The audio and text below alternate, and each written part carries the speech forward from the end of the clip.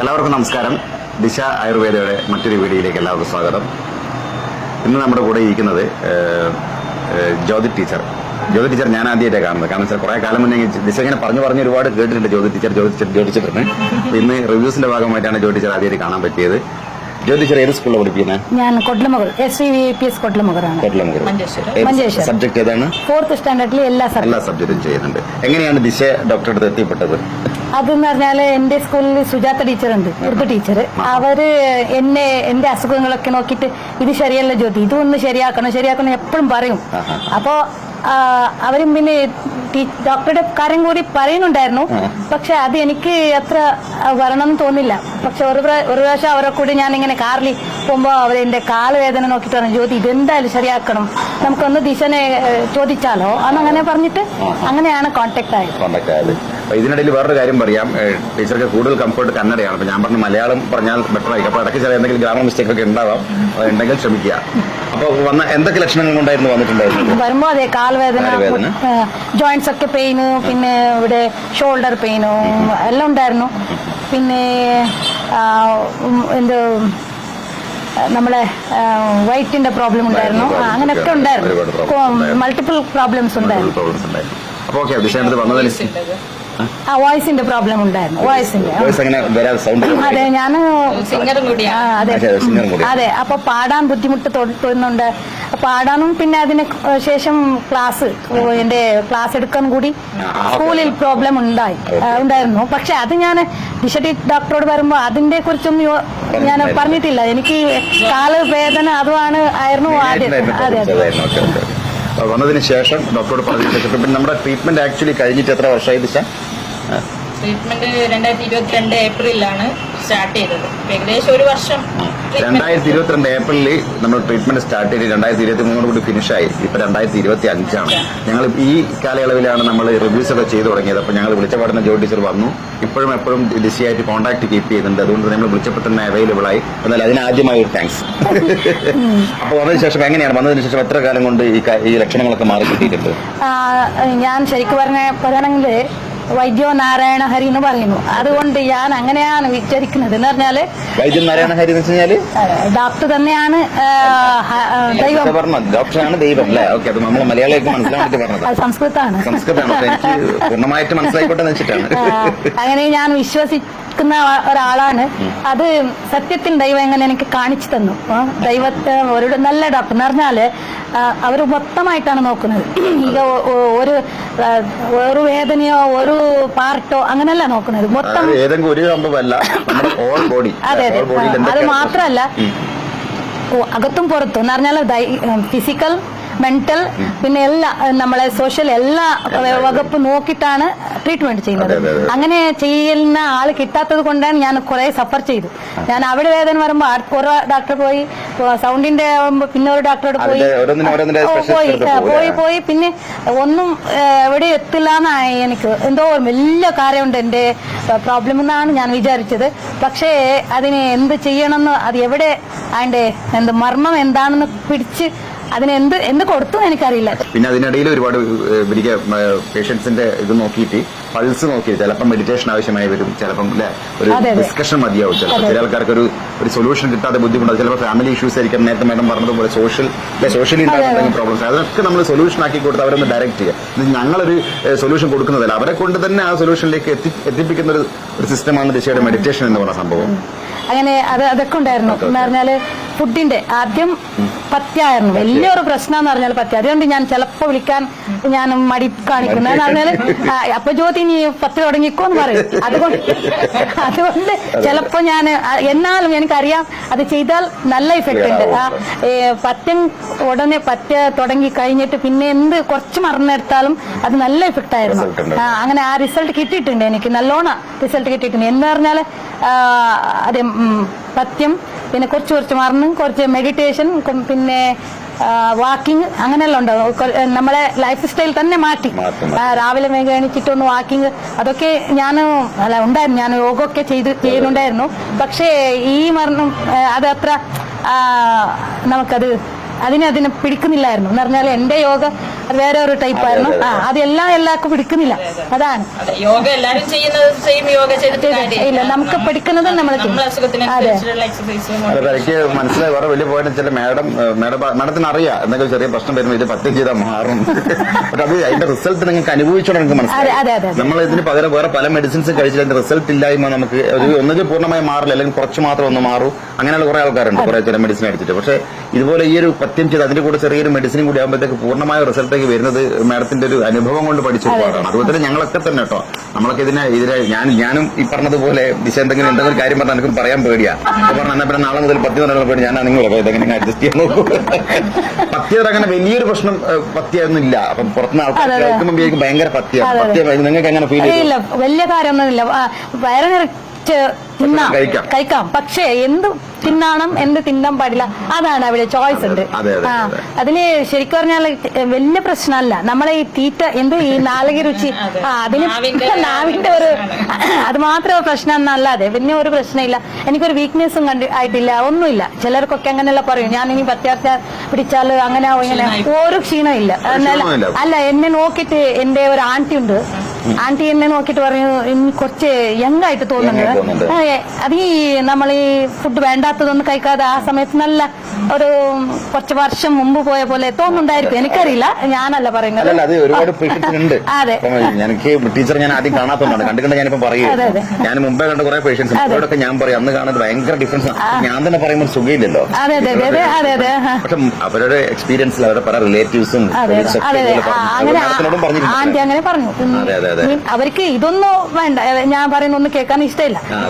അവര് ഇങ്ങനെ യങ്ങായി ഞാൻ പറഞ്ഞു എനിക്ക് വലിയ കുറെ അസുഖങ്ങളൊക്കെ ഉണ്ടായിരുന്നു, അതൊരു ഡോക്ടറിനെ ഞാൻ കണ്ടു, അങ്ങനെ ഇങ്ങനെയല്ല പറഞ്ഞു.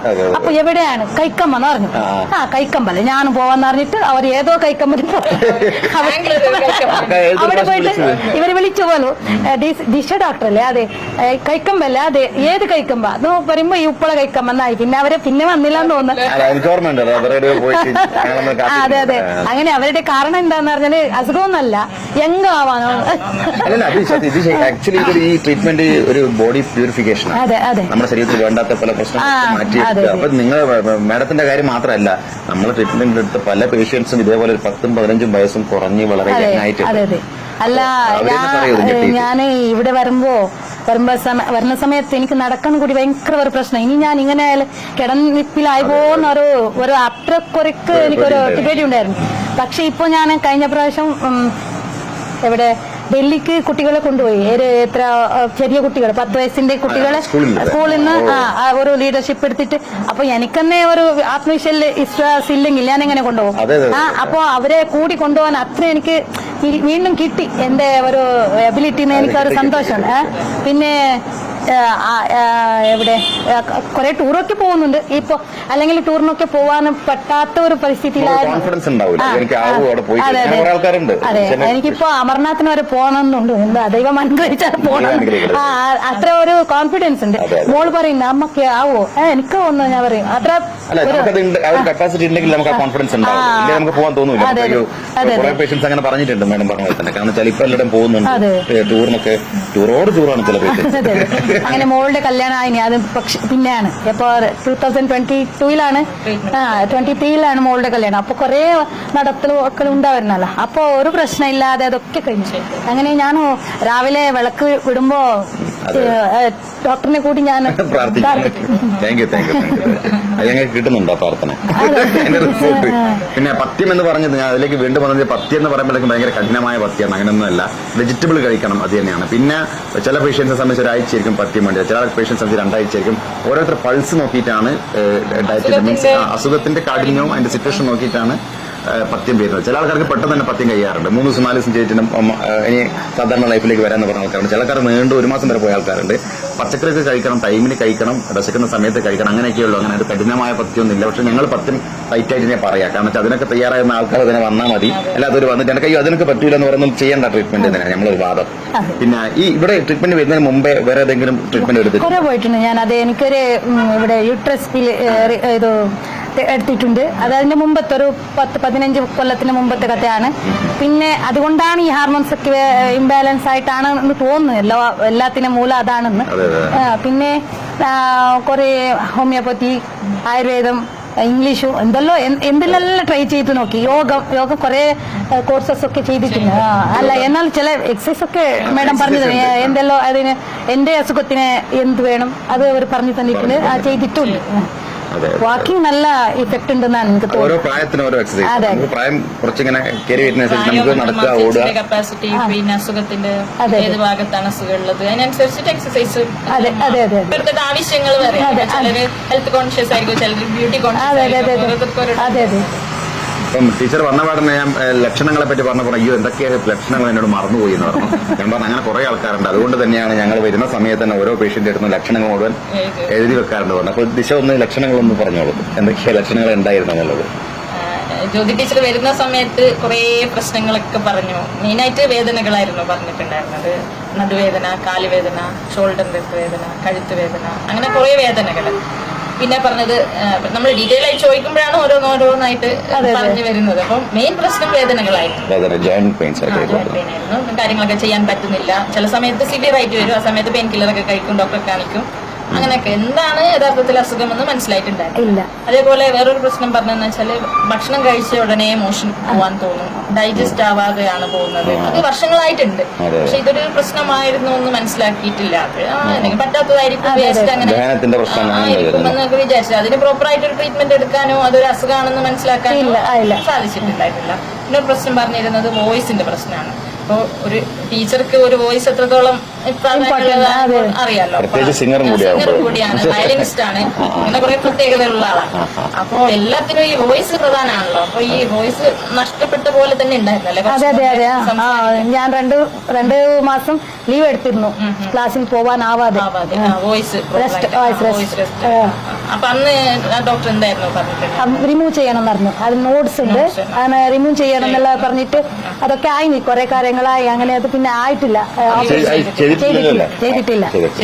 അപ്പം പിന്നെ നമ്മളിവിടെ വന്നതിന് ശേഷമാണ് തൈറോയ്ഡ് ടെസ്റ്റ് ചെയ്തത്. തൈറോയ്ഡ് ടെസ്റ്റ് ചെയ്തപ്പോഴാണ് ഹാഷിമോട്ടോ ഓട്ടോ ഇമ്മ്യൂൺ കണ്ടീഷൻ ഉണ്ടെന്ന് മനസ്സിലായത്. തൈറോയ്ഡ് ഉണ്ടെന്ന്. അപ്പൊ അത് നമ്മൾ thyroid TSH free T3 free T4 ആണ് ടെസ്റ്റ് ചെയ്തത്. അതിൽ ഒരുപാട് വേരിയേഷൻ കണ്ടപ്പോൾ നമ്മൾ പിന്നെ ആന്റിബോഡി ടെസ്റ്റ് ചെയ്തു, TPO ടെസ്റ്റ് ചെയ്തു.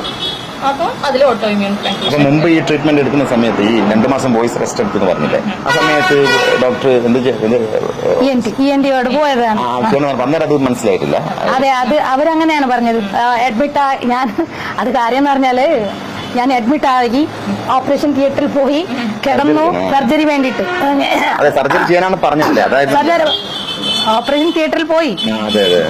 പിന്നെന്താ ഈ മിഷൻ ഉണ്ടല്ലോ, ഈ ഉള്ളിൽ ഇങ്ങനെ ഓപ്പറേഷൻ ചെയ്യുന്ന മിഷൻ. എനിക്ക് എന്റെ ദൗർബല്യം എന്ന് പറഞ്ഞാൽ നെക്ക് ഷോർട്ടാണെന്ന് എല്ലാരും പറയും. മുമ്പ് ജ്യോതി ടീച്ചറുടെ നെക്ക് ഷോർട്ടാണ്. പക്ഷെ അതൊരു ഭാഗ്യം ഇപ്പൊ മനസ്സിലായി. ഈ മിഷൻ പോയില്ല, അതുകൊണ്ട് ഞാൻ പിന്നെ ക്യാൻസൽ എന്ന് പറഞ്ഞാല് അത് എപ്പോ എനിക്ക് മനസ്സിലായത്, ഞാൻ ഈ അനസ്തേഷ്യയെല്ലാം ആയി ഇങ്ങനെ ഉണർന്ന് നോക്കുമ്പോ ഓപ്പറേഷൻ ആയിട്ടില്ല. എന്താ കാര്യം ഇത് മിഷൻ ഉള്ളിൽ പോയിട്ടില്ല. ഇതിങ്ങനെ കൂടി ഇങ്ങനെ ചെയ്താൽ അത് പിന്നെ എന്തോ ആവുമോ എന്ന് പറഞ്ഞിട്ട് സ്റ്റോപ്പ് ചെയ്തു. അങ്ങനെ അതുവരെ പോയി വാപ്പസ് വന്നതാണ്. അതെ 20,000 അടച്ചിട്ടാണ് രാവിലെ വീട്ടിൽ പോയത്. എല്ലാം ഈ ഓപ്പറേഷൻ മാത്രമായിട്ടില്ല. അതല്ല, അത് കുറെ 2 വർഷമായി. അതിന് പിന്നെയാണ് അതെ വയസ്സിനെ കുറിച്ച് ഞാൻ ഇവരോട് പ്രത്യേകിച്ചൊന്നും പറഞ്ഞിട്ടില്ല, എടുത്ത് പറഞ്ഞില്ല. പക്ഷെ അതും ഉണ്ടായിരുന്നു. കുറച്ച് ശരിയായി. പാടാൻ ഞാൻ സംഗീത ക്ലാസ് ഒക്കെ നിർത്തി. എന്റെ വീട്ടിൽ ക്ലാസ് ചെയ്യുന്നുണ്ട്, അത് നിർത്തി. പിന്നെ ക്ലാസ് നാരായണ സാറോട് പഠിക്കാൻ പോകുന്നുണ്ടായിരുന്നു, അതും നിർത്തി. എന്ന് പറഞ്ഞാൽ അവിടെ പോയി ഇരിക്കാൻ കാലിന്റെ പ്രശ്നമുണ്ട്, വയസ്സിന്റെ പ്രശ്നം, അതുകൊണ്ട് പാടുന്നത് നിർത്തി. പിന്നെ പാട്ട് മാത്രം ക്ലാസ്സിൽ എന്താ ചെയ്യണോ അത് മാത്രം ചെയ്യുന്ന അങ്ങനെ റിസർവ് ചെയ്തു. പ്രസവം നിർത്തി എന്നൊക്കെ ഞാൻ കേട്ടിട്ടുണ്ട്. പാട്ട് നിർത്തി. പക്ഷെ ഇപ്പൊ കുറച്ചൊക്കെ പാടുന്നുണ്ട്. നല്ല വലിയ കച്ചേരി അല്ല എന്ന് പറഞ്ഞാലും വീട്ടിൽ എനിക്ക് സന്തോഷമാവുന്നത്ര പാടാൻ എനിക്ക് ദൈവം അനുഗ്രഹിച്ചെന്നാണ് ഞാൻ. അതെ ഒരു പ്രശ്നമില്ല. അതേപോലെ ആന്റി TPO 1238 ഉണ്ടായിരുന്നു. ഓട്ടോ ഇമ്മ്യൂണിറ്റി ആണെന്ന് മനസ്സിലായി. പിന്നെ നമ്മൾ ബ്ലഡ് ടെസ്റ്റ് ചെയ്തതിൽ CRP ESRും നല്ലോണം കൂടുതലായിരുന്നു. വളരെ കൂടുതലാകുമ്പോൾ നമ്മളത് എന്തുകൊണ്ടാണെന്ന് നമ്മൾ മനസ്സിലാക്കണം. എന്തുകൊണ്ടാണ് ESR ഒക്കെ ഇത്ര ഹയർ ആയത്. അപ്പൊ നമ്മൾ കൂടുതൽ ഡീപ്പായിട്ട് ടെസ്റ്റ് ചെയ്തപ്പോഴാണ് കുറെ കാര്യങ്ങൾ നമുക്ക് മനസ്സിലായത്. ഒന്ന് ഓട്ടോ ഇമ്മ്യൂൺ കണ്ടീഷൻ ഏതാണെന്ന് മനസ്സിലാവണമല്ലോ. അപ്പം അനാപ്രൊഫൈൽ ചെയ്തു. അനാപ്രൊഫൈൽ നെഗറ്റീവാണ്, ഒന്നും ബുദ്ധിമുട്ടില്ല. പിന്നെ നമ്മൾ MRI സ്കാൻ ചെയ്തു. MRI സ്കാനിങ്ങിലാണ് കുറച്ച് എന്നുവെച്ചാൽ ബോണിന് തന്നെ ഇറോഷൻ സംഭവിച്ചിട്ടുണ്ട്.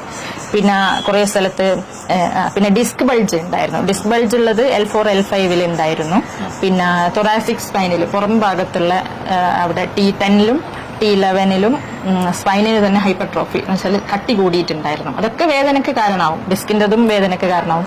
പിന്നെ സാക്രോഇലിയൈറ്റിസ് എന്ന് പറഞ്ഞ കണ്ടീഷൻ ആയിരുന്നു. എന്ന് വെച്ചാൽ 2 ബോണുകൾ, ഈ നമ്മൾ ഇടുപ്പ് എന്ന് പറയുന്ന സ്ഥലത്ത് 2 ബോണുകൾ ജോയിൻ ചെയ്യുന്ന സ്ഥലത്ത് നീർക്കെട്ടുണ്ടായിരുന്നു. അപ്പൊ അതൊക്കെയാണ് സിവിയറായിട്ട് വേദന വരാനുള്ളത് കാരണം. പിന്നെ അവിടുത്തെ ബോൺ മാരോ, മജ്ജ ഉണ്ടല്ലോ, അസ്ഥി മജ്ജക്കും നീർക്കെട്ടുണ്ടായിരുന്നു, ഡീപ്പായിട്ട് തന്നെ ബാധിച്ചിട്ടുണ്ടായിരുന്നു. അപ്പോൾ MRIയിലാണ് നമുക്ക് കറക്റ്റ് ഡയഗ്നോസിസ് കിട്ടിയതെന്ന് വെച്ചാൽ സീറോ നെഗറ്റീവ് സ്പോണ്ടൈലോ ആർത്രോപ്പതി എന്ന് പറയുന്ന അസുഖമാണ്. വെച്ചാൽ നമ്മൾ ബ്ലഡ് ടെസ്റ്റിലൊക്കെ ഓട്ടോ ഇമ്മ്യൂൺ കണ്ടീഷൻ ഇല്ല, നെഗറ്റീവാണ്, പക്ഷെ അത് ബോണിനെ ബാധിച്ചിട്ടുണ്ട് ശരിക്കും. അതാണ് ഈ വേദനകളൊക്കെ വന്നത്. പിന്നെ തൈറോയിഡിൻ്റെത് ഓട്ടോ ഇമ്മ്യൂൺ കണ്ടീഷൻ ആയിരുന്നു. അതേപോലെ തന്നെ വയറിന്റെ പ്രശ്നം പറഞ്ഞില്ലേ, ഭക്ഷണം കഴിച്ച ഉടനെ മോഷൻ പോകണം, അതും GIT നമ്മുടെ കുടലിനെ ബാധിക്കുന്ന ഒരു ഓട്ടോ ഇമ്മ്യൂൺ കണ്ടീഷൻ ആയിരുന്നു. അപ്പോൾ ഇതിനൊക്കെ വേണ്ടിയാണ് നമ്മൾ ട്രീറ്റ്മെന്റ് ചെയ്തത്. അത് അതിന് വേണ്ടിയിട്ടുള്ള എല്ലാ ബ്ലഡ് ടെസ്റ്റും സ്കാനിങ്ങും ഒക്കെ ചെയ്തിട്ടാണ് നമ്മൾ ആ ഡയഗ്നോസിസിലേക്ക് എത്തിയത്. അത് ഇതുവരെ അവിടെ വേദന ഇവിടെ വേദന എന്നൊക്കെ പറയുന്നതല്ലാണ്ട് എന്താണ് യഥാർത്ഥത്തിൽ അസുഖം എന്താണെന്ന് മനസ്സിലായിട്ടില്ലായിരുന്നു. നമ്മൾ കൂടുതൽ ടെസ്റ്റുകളൊക്കെ ചെയ്തിട്ടാണ് നമ്മൾ മനസ്സിലായതിനു ശേഷമാണ് നമ്മൾ ട്രീറ്റ്മെന്റ് തുടങ്ങിയത്. അത് പ്രോപ്പറായിട്ട് നമ്മൾ പറഞ്ഞതുപോലെ തന്നെ ചെയ്തത് കാരണം നമുക്കത് റിസൾട്ടിലേക്ക് എത്തിക്കാൻ പറ്റി. ഇപ്പൊ 2 വർഷമായി ഇപ്പൊ ഒരു പ്രശ്നമില്ല. പിന്നെ പ്രശ്നമില്ല എന്ന് പറയുന്നത് ഒരു കഴുത്തിന്റെ ഒരു ചെറിയൊരു പ്രശ്നം എന്ന് വെച്ചാൽ വേദന ഇല്ല. പുറത്തുനിന്ന് കാണുന്നവര് പറയുന്നുണ്ട് കഴുത്തിനൊരു ചെറിയൊരു സ്റ്റിഫ്നെസ് ഉണ്ടല്ലോ എന്ന് ടീച്ചറോട്. അതെ ഇപ്പോഴും അതെ അതെന്ന് വെച്ചാല് നമുക്ക് ഓൾറെഡി ഓട്ടോ ഇമ്മ്യൂൺ കണ്ടീഷൻ വന്നിട്ട് ബോൺസിനൊക്കെ ബാധിച്ചിട്ടുണ്ടല്ലോ. അത് ചിലപ്പോ ഈ ചെറിയ സോഫ്റ്റ് ടിഷ്യൂസ് ഒക്കെ ഉണ്ടാവൂലേ, അതിനൊരു എന്താ പറയാ ഇൻഫ്ലമേഷൻ വന്നിട്ട് അത് ഫൈബ്രോസിസ് എന്ന് പറയുന്ന സ്റ്റേജ് ഉണ്ടാവും. എന്നുവെച്ചാൽ അവിടെ കട്ടി കൂടിയിട്ട് അത് ചിലപ്പോൾ നമുക്ക് പഴയ ഒരു അവസ്ഥയിലേക്ക് എത്തിക്കാൻ പറ്റില്ല. പിന്നെ കുറെ അവിടെ നീർക്കെട്ട് വന്നിട്ട് മസിൽസിനൊക്കെ സ്റ്റിഫ്നെസ് വന്നു പോയിട്ടുണ്ടാവും. അപ്പൊ അതും പൂർണ്ണമായിട്ടും ഒന്നും മാറിയിട്ടില്ല. പക്ഷെ അത് ഇപ്പൊ ആക്റ്റീവായിട്ടുള്ള ഡിസീസ് ആണ് പറഞ്ഞത്. ആക്റ്റീവായിട്ടുള്ള ഡിസീസ് അല്ല, പക്ഷെ അസുഖം കൊണ്ടുവന്ന ചെറിയൊരു മാറ്റമാണ് ശരീരത്തിൽ വന്നത്. അപ്പൊ അതിന്റെ ഒരു ഭാഗമായിട്ടാണ് അത്. നമ്മൾ കൂടുതൽ ഫിസിയോതെറാപ്പി എക്സസൈസ് ഒക്കെ ചെയ്തിട്ട് ഒരു പരിധിവരെ നമുക്കത് ഓവർകം ചെയ്യാൻ പറ്റും. വേദനയൊന്നും ഇല്ല, ലക്ഷണങ്ങളൊന്നും ഇല്ല. ചെറിയൊരു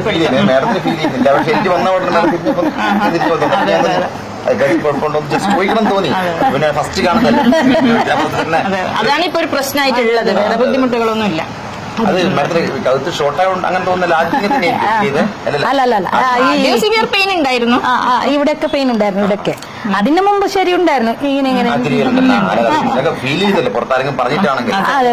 നമുക്ക് ചിലപ്പോ നമ്മൾ പറയാതെ നമുക്ക് മനസ്സിലായി. എനിക്ക് ഫസ്റ്റും തോന്നിയത് പറഞ്ഞപ്പോ കറക്റ്റ് ആണെന്ന് മനസ്സിലായി. അങ്ങനെ ഒരു ഇതാണ് ഇപ്പൊ ബാക്കിയുള്ള ഒരു പ്രോബ്ലം എന്ന് പറയാം. വേറെ ഇപ്പൊ വേദനകളോ കാര്യങ്ങളൊന്നും ഇല്ല. നോർമൽ ഫുഡ് തന്നെയാണ് ഇപ്പൊ ഇഷ്ടമുള്ളതെല്ലാം കഴിക്കണം, ഇഷ്ടമുള്ളതെല്ലാം കഴിക്കുന്നുണ്ട്, എല്ലായിടത്തും പോകുന്നുണ്ട്, കാര്യങ്ങളൊക്കെ ചെയ്യുന്നുണ്ട്. ടീച്ചർ മോൻ MBBS ഡോക്ടറാണ്. അപ്പൊ അതിന്റെ അവരുടെ ഒരു ഒപ്പീനിയൻ ഇതിൽ എന്താണ് പറയുന്നത് നമുക്കറിയാൻ വേണ്ടിട്ട്. അവൻ പറയുന്നത് എന്നാൽ അവൻ പറയും ഏത് ചെയ്യുന്നുണ്ടോ അത് ശരിക്കും ചെയ്യണം അങ്ങനെ പറയും. നമുക്ക് ഏത് ആയുർവേദമായാലും MBBS ഏതായാലും ചെയ്യുന്നത് കറക്റ്റ് ചെയ്യണം, വിശ്വാസത്തിൽ ചെയ്യണം അങ്ങനെ പറയും. കാരണം എന്താണെന്ന് വെച്ചാല് ഇപ്പോഴത്തെ പല MBBS ഡോക്ടേഴ്സിന്റെ പ്രശ്നം വെച്ചാൽ ആയുർവേദം എന്ന് പറഞ്ഞാൽ തന്നെ അപ്പൊ പറയും നിങ്ങൾ ആയുർവേദം ചെയ്തിട്ടുണ്ട് ഈ പ്രശ്നങ്ങളെല്ലാം ഉണ്ടായെന്ന് പറയും. ഒരുപാട് പേഷ്യൻസിന്റെ അടുത്ത് ഫസ്റ്റ് ഒരിക്കൽ ഞങ്ങൾക്ക് ട്രീറ്റ്മെന്റ് എന്തെങ്കിലും ഒരു കണ്ടീഷനിൽ ബന്ധപ്പെട്ട MBBS ഡോക്ടർ അടുത്ത് പോകേണ്ടി വന്നു കഴിഞ്ഞാൽ അവർ വല്ലാതെ ഫയർ ചെയ്യുന്ന ഒരു അവസ്ഥയുണ്ട്. അത് ഏതൊരു മേഖലയിൽ നമ്മൾ അങ്ങനെ ബ്ലൈൻഡ് അല്ല അത് ശരിക്കും പറഞ്ഞാല് എല്ലാം വേണം. ഇപ്പോ നമ്മളെ അലോപ്പത്തിയും ആയുർവേദവും എല്ലാം വേണം. പക്ഷേ നമ്മളെ ആയുർവേദം എന്ന് പറഞ്ഞാൽ അതൊരു മറന്നല്ല ഞാൻ പറയുന്ന, അതൊരു ലൈഫ് സ്റ്റൈലാണ്. അത് ഈ സീവിയർ എന്തെങ്കിലും ഉണ്ടെങ്കിൽ മാത്രമേ നമുക്ക് പുറത്തുനിന്ന് ഒരു ആവശ്യം സർജറി വേണമെങ്കിലോ അങ്ങനെയൊക്കെയുള്ള ആവശ്യം വന്നാൽ നമ്മൾ അവരെ ഡിപ്പെൻഡ് ചെയ്തേ പറ്റുള്ളൂ. അതെ, അത് വേണ്ട ഇത് വേണ്ടെന്ന് ഒന്നും ഇല്ലാന്ന് എനിക്ക് തോന്നുന്നത്. എല്ലാം വേണം. ഇപ്പൊ അലോപ്പതിയിലാണെങ്കിൽ ഈ ഒരു അസുഖത്തിന് ട്രീറ്റ്മെന്റ് എന്ന് വെച്ചാൽ സ്റ്റിറോയിഡ് ആണ്. അതെ അതിനെ കുറിച്ച് അങ്ങനെ പറഞ്ഞിട്ടുണ്ട്. സ്റ്റിറോയിഡ് ആണ്. അത് എപ്പോഴും കഴിക്കണം. നമ്മൾ എത്രയും കാലം ജീവിക്കുന്നു അത്രയും നാള് സ്റ്റിറോയിഡ് കഴിക്കുക. മാത്രമല്ല സ്റ്റിറോയിഡിന്റെ സൈഡ് എഫക്റ്റുകൾ അതിഭീകരവുമാണ്. അതെ, അല്ല ഇവര് ഇപ്പൊ 2020 മുതൽ ഞാൻ ഇതുവരെ ഒരു മരുന്ന് ഇംഗ്ലീഷ് മരുന്ന് കഴിഞ്ഞിട്ടില്ല.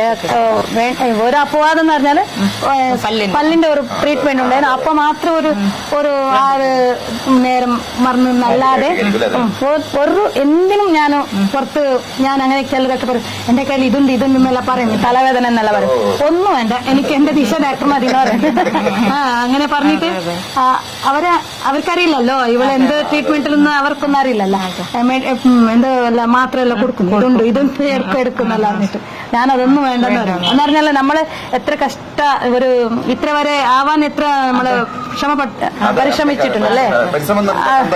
അതെ അതെ പ്രോപ്പറായിട്ട് ചെയ്തത് കൊണ്ടാണ് ഈ ഒരു റിസൾട്ടേക്ക് വന്നത്. ചില ആൾക്കാർ പറഞ്ഞ അത് സാരല്ല അതിങ്ങനെയൊക്കെ അങ്ങനെയൊക്കെ പറയുമ്പോൾ അത് ബാധിക്കും. അത് നമുക്ക് അറിയാൻ പറ്റില്ലല്ലോ. അപ്പം ഡെയിലി വിളിച്ചിട്ട് ഫോളോ അപ്പ് ചെയ്യുന്നത് എന്തെങ്കിലും ഒരു മിസ്റ്റേക്ക് ഉണ്ട് അത് ക്ലിയർ ചെയ്യാൻ വേണ്ടി എന്തൊക്കെ കണ്ടീഷൻ മാറുകയാണെങ്കിൽ മരുന്ന് മാറ്റണം. കറക്റ്റ് ചില ആൾക്കാർക്ക് നമ്മൾ ട്രീറ്റ്മെന്റ് കഴിഞ്ഞ് പോയിട്ട് പിന്നെ എങ്ങനെ ദിശമേടത്തെ എങ്ങനെയാ ബുദ്ധിമുട്ടിക്കാൻ വരുന്നത് അത്ര ഭാരത ഡോക്ടറെ കാണാം.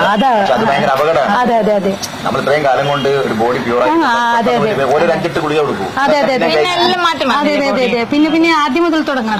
അപ്പൊ നമ്മൾ പറയുന്നത് നമ്മൾ ട്രീറ്റ്മെന്റ് കഴിഞ്ഞ് പോയാൽ ഇപ്പം മാഡം പോയിട്ട് 2020 തുടങ്ങിയത് 22 ചെയ്ത് 2023 കൂടി കഴിഞ്ഞു. 1 ഇയർ ട്രീറ്റ്മെന്റ് ആയിരിക്കും അല്ലെ.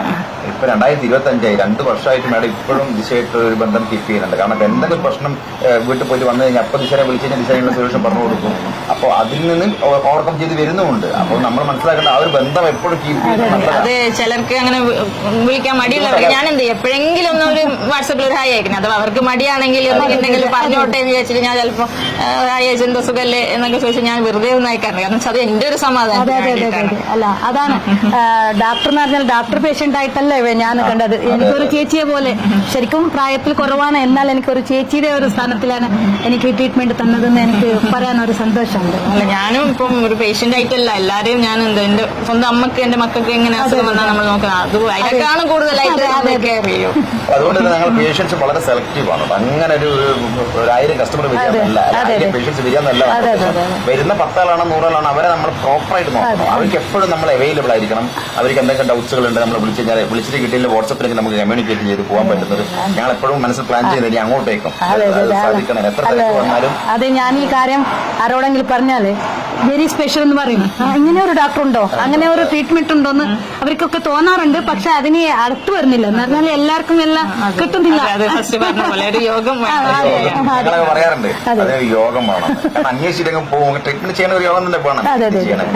കാരണം ഇതിന്റെ റിസൾട്ടും പല പേഷ്യൻസിന്റെ റിവ്യൂസ് നമ്മൾ ഇതുപോലെ എടുക്കുന്നതുമാണ്, നമ്മൾ കാണുന്നതുമാണ്. പിന്നെ പേഷ്യൻസ് ചില റിവ്യൂസ് തരാത്ത പേഷ്യൻസും പറയും ഒന്നും വിചാരിക്കണം റിവ്യൂസ് തരാനൊക്കെ മടിയാണ്. ചിലര് ട്രീറ്റ്മെന്റ് വരുമ്പോ തന്നെ പറയുന്നതാണ് കുഴപ്പമില്ല. നമുക്ക് 100% താല്പര്യം 1% താല്പര്യക്കുറവുണ്ടാകും. നമ്മൾ അവർക്ക് പൂർണ്ണ സമ്മതം. എല്ലാവർക്കും അത് വീഡിയോ അതുകൊണ്ട് നമ്മൾ ആരും നിർബന്ധിക്കില്ല. സന്തോഷമായിട്ട് ഓക്കെ. ചിലര് തരാന്ന് പറഞ്ഞാലും നമ്മൾ പറയും നമ്മളിങ്ങനെ സോഷ്യൽ മീഡിയയിൽ ഇടാനുള്ളതാണ്, നിങ്ങൾക്ക് കുഴപ്പമൊന്നുമില്ലല്ലോ, നിങ്ങൾ ആലോചിച്ചിട്ട് പറഞ്ഞോളൂ അങ്ങനെയും പറയും. അതെ ചിലർക്ക് അങ്ങനെയുണ്ട്. 5-6 അസുഖം ഉണ്ടെങ്കിൽ അതിൽ ഏതെങ്കിലും ഇത് ഡോക്ടറോട് പറയാൻ അത് പറയൂല. അത് ഞങ്ങൾ അത്രയും പറഞ്ഞു തന്നത് ഞങ്ങൾ പറഞ്ഞ പാടെ ഓക്കെ നോ പ്രോബ്ലം എന്ന് പറഞ്ഞ് ഞങ്ങളത് വന്നിട്ട് ചെയ്തതിന് ഒരു ബിഗ് താങ്ക്സ്. നിങ്ങൾക്ക് എപ്പോഴും നന്നായിട്ട് ദൈവം അനുഗ്രഹിക്കട്ടെ എന്ന് ഞാൻ എപ്പോഴും വിഷ് ചെയ്യുന്നുണ്ട്. ബുദ്ധിമുട്ടുകളായിട്ട് ഇപ്പൊ ആൾക്കാർ ഇപ്പൊ ചിലർക്കുള്ള പ്രശ്നമാണ് ഇങ്ങനെ നല്ലോണം മെലിഞ്ഞല്ലോ നിങ്ങൾക്ക് ഈ ട്രീറ്റ്മെന്റ് വേണ്ടെന്നൊക്കെ പറഞ്ഞിട്ട് അങ്ങനെ എന്തെങ്കിലും അനുഭവം ഉണ്ടായിട്ടുണ്ട്? ഇല്ല ഇല്ല ഇല്ല, എനിക്ക് അങ്ങനെ പറഞ്ഞിട്ടും ഞാൻ അത് ക്യാരി ചെയ്തിട്ടില്ല. അത് യങ്ങാവുന്നതാണ് തിരിച്ചറിയുന്നില്ല. അതെ അതെ നിങ്ങൾക്ക് പോസിറ്റീവ് ആയിട്ട് അതെ അതെ എനിക്ക് ചില ആളുകളെ സംബന്ധിച്ചിട്ട് അത് വളരെ നെഗറ്റീവ് ആയിരിക്കും. അതെ അതെ. അല്ല ചിലർ പറയുമ്പോ അങ്ങനെ പറഞ്ഞു നീ ഭയങ്കര മെല്ലിഞ്ഞല്ലേ അത് പറയുമ്പോൾ തന്നെ എന്തോ ഒരു പോയാലേ എനിക്ക് എന്തായാലും സാരമില്ല, എനിക്ക് ആരെങ്കിലും തിരിച്ചു കിട്ടിയാൽ മതി അങ്ങനെ പറയും. ഇവിടെ കയറി വരുമ്പോ ഇങ്ങനെ പിടിച്ചിട്ട് നടന്നതാണ്. പിടിക്കണം എവിടൊക്കെ വേദന, എണിക്കാനും രാവിലെ ഇങ്ങനെ എണിക്കണമെങ്കിൽ ഭയങ്കര പ്രശ്നമാണ്. അപ്പൊ ഞാൻ വിചാരിച്ചു എന്തായാലും കണ്ടു കാണാം. ദിശടി ഡോക്ടറൊന്നും ഇതിൽ നിന്ന് മാറ്റാനൊന്നും സാധ്യത കുറവാണ്, അത്രയ്ക്ക് വേദന ഉണ്ടായിരുന്നു. പക്ഷെ ഇപ്പോ നല്ല ഒരു ഹെൽത്താണ്. എല്ലാരെ പോലെ വലിയ കുറെ സ്ട്രെയിൻ ഒന്നും എടുക്കാനോ ഞാൻ പോകുന്നില്ല. പക്ഷെ എന്റെ കാര്യം ഞാൻ ചെയ്തുകൊണ്ട് പോകുന്നുണ്ട്. മുമ്പൊരു പേഷ്യന്റ് ഇതുപോലെ ഞങ്ങളെ വീട്ടിൽ വന്ന് കാണാൻ ആരല്ലോ പറഞ്ഞറിഞ്ഞിട്ട് നല്ല അറിവ് കേട്ടിട്ട് വന്നതാ. വന്നപ്പോ ഇവള് എക്സ്പീരിയൻസ് കണ്ട ഒരു എക്സ്പീരിയൻസ് ഡോക്ടർ ലുക്കൊന്നുമില്ല. ഇവളിങ്ങനെ അസവസ്ഥയിലും പറഞ്ഞ് കുത്തിരിക്കുക. അയാൾ വന്ന് നോക്കി, ഇവളാണ് ഇത്രയും വലിയ ഞാൻ വലിയ പ്രൊഫസർമാരെ കണ്ട് ഇത് പറഞ്ഞാച്ചാളെ പിന്നെ പറയാം, വലിയ പ്രൊഫസർമാരെ കണ്ടിട്ട് മാറാത്ത അസുഖമാണ് ഈ നരുന്ന് പോലത്തെ ഇവള് മാറ്റുന്നത്. ഇവർ ചെയ്യാതെ ഒന്നും സംസാരിക്കാതെ ഇറങ്ങിപ്പോയി. ഇല്ല, പേഷ്യന്റിനെ കൂട്ടിയിട്ട് വന്നല്ലോ, ഹസ്ബൻഡ് നോക്കാൻ വേണ്ടി വന്ന് അതിൽ പോയി അവരോട് പറഞ്ഞ സംഭവം ഇതാണ്. അപ്പൊ ഞാനവരുടെ ലുക്ക് നോക്കിയിട്ടാണ് ഡോക്ടർ ഞാൻ പറയുന്നത്. അപ്പൊ നിങ്ങൾ ചിന്തിച്ചാ ഇതൊന്നും ദിശ ഡോക്ടർ അങ്ങനെ പറഞ്ഞാല് എനിക്ക് അത്ര മടുത്തുപോയി എന്റെ അസുഖം കൊണ്ട്. അതൊരു കുറ്റായിട്ട് പറഞ്ഞാൽ കാഴ്ചപ്പാട് അങ്ങനെയാണ്. സ്പെഷ്യലിസ്റ്റ് MD എടുത്ത ആൾക്കാർക്ക് പോയി മാറാത്ത സംഭവം ഇവള് സ്വാഭാവികം, അവരെ കുറ്റം പറയാൻ പറ്റില്ല. അപ്പൊ ദിശ കുറച്ച് ലുക്ക് വെക്കണം.